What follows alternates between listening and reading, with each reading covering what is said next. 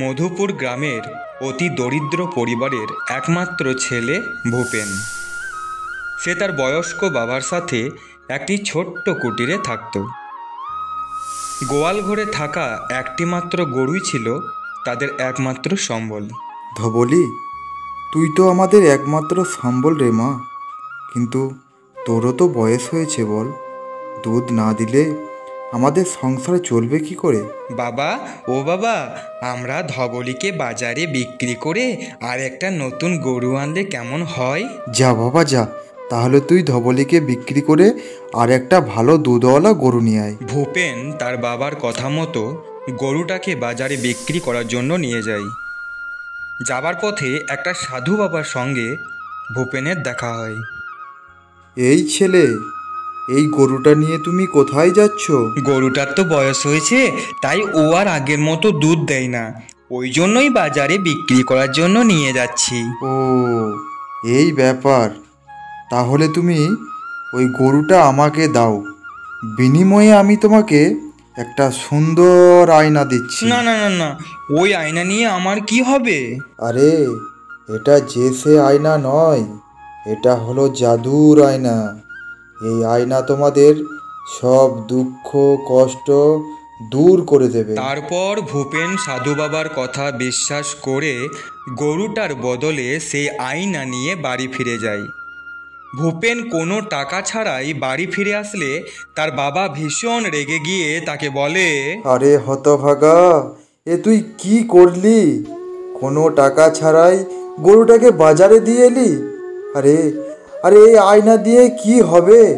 এই আয়না কি তোকে খেতে দেবে? পর রাতের খাবার না দিয়েই ভূপেনকে বিছানায় পাঠিয়ে দিল। ভূপেন খুবই আশাহত হয়ে বিছানায় চলে গেল। সাধু বাবা আমাকে এইভাবে ঠকালো। এই আয়না এখন আমি কি করব? না না, এই আয়না আমি আর রাখবো না। এই আয়না আমি... দাঁড়াও ভূপেন। কে কে কে কে আমার নাম ধরে ডাকলো? সামনে এসো, আমার সামনে এসো। আমি হচ্ছি জাদুর আয়না। আমার কাছে তুমি যা চাইবে তুমি তাই পাবে, কিন্তু সাবধান, বেশি লোভ করো না। আমি শুধুমাত্র 3 বার তোমার ইচ্ছে পূরণ করব, আর তার বেশি হলে তুমি সব হারিয়ে ফেলবে। তুমি সত্যি বলছো? আমি যা চাইবো তুমি তাই দেবে? আমি হচ্ছি জাদুর আয়না, আমি কখনো মিথ্যা বলি না। বেশ বেশ, তাহলে দাও। টাকা পয়সা, ধন সম্পদ, পাকা বাড়ি সব লাগবে আমার, সব সব দাও। বেশ, কাল সূর্য ওঠার আগে তুমি সব পেয়ে যাবে। এখন তুমি ঘুমিয়ে পড়ো।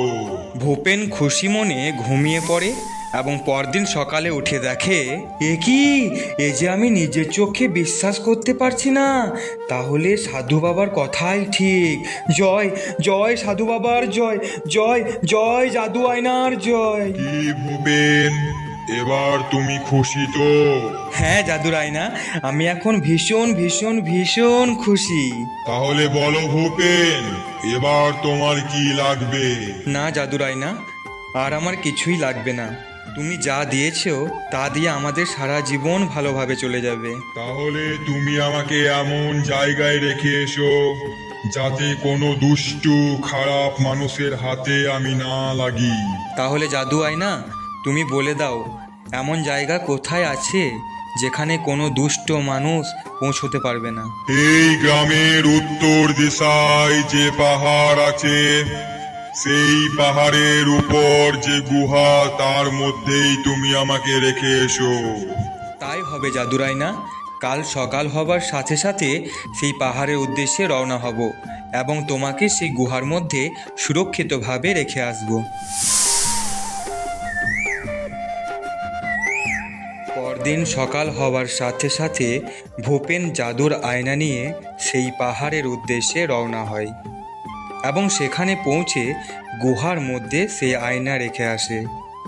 তারপর থেকে ভূপেনের আর কোনো দুঃখ কষ্ট কিছুই থাকে না। সে তার বাবার সাথে সুখে শান্তিতে বসবাস করতে থাকে।